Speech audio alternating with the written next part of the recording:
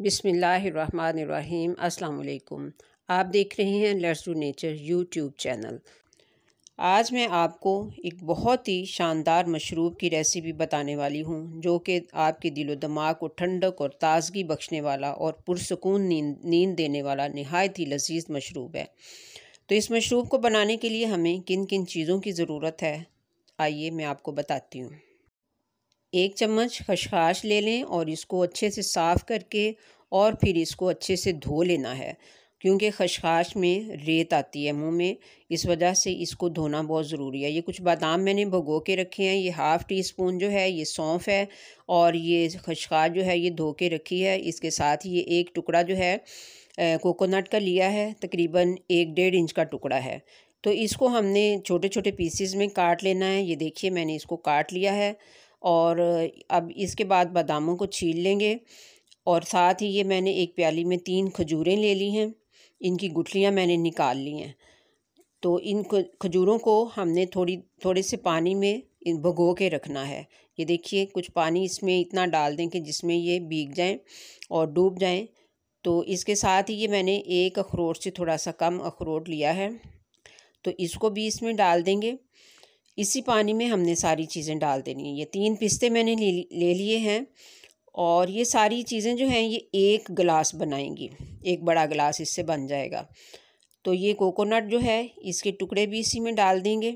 इसके बाद हमने इसमें ये जो सौंफ हमने ली थी हाफ़ टी स्पून, इस सौंफ को भी इसमें डाल देना है, इसी पानी में हम शामिल करेंगे। और इसके साथ ही हम ये जो खसखस हमने भिगो के रखी थी इस खसखस को भी इसमें डाल देते हैं। खसखस जो है ये गीली होने की वजह से ना प्याली के साथ चिपक गई है, इसमें थोड़ा सा पानी डाल के तो फिर इसको इसमें से निकाल लेते हैं।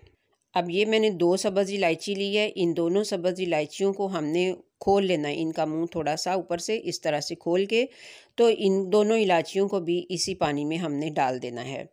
अब ये जो बादाम हैं तकरीबन 15 बादाम मैंने लिए हैं, इसके साथ ही मैंने ये 3 काली मिर्चें ली हैं और इन दोनों चीज़ों को भी हमने इसमें डाल देना है।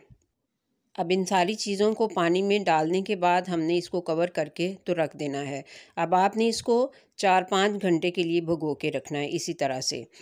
अब इसको 4-5 घंटे गुजर चुके हैं। अब हम इसको ग्राइंडर के जग में उंडेल लेते हैं और फिर इसको हम खूब अच्छे से ग्राइंड करेंगे।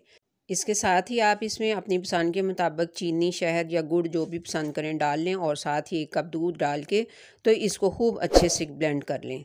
खूब अच्छे से ब्लेंड करना है ताकि हर चीज़ जो है वो खूब अच्छे से मैश हो जाए। अब ये हमारा मशरूब जो है ये बन के रेडी हो चुका है, खूब अच्छा गाढ़ा बन गया है माशाल्लाह और बहुत ही टेस्टी भी बना है। आपने देखा कि ब्लेंड करते वक्त मैंने इसमें बर्फ़ नहीं डाली थी, आप चाहें तो ब्लेंड करते वक्त ही बर्फ़ डाल लें। मैंने इसमें जग में ही बर्फ़ डाल ली है और इसके अंदर ये मशरूब जो है इसको भी मैंने ऐड कर दिया है।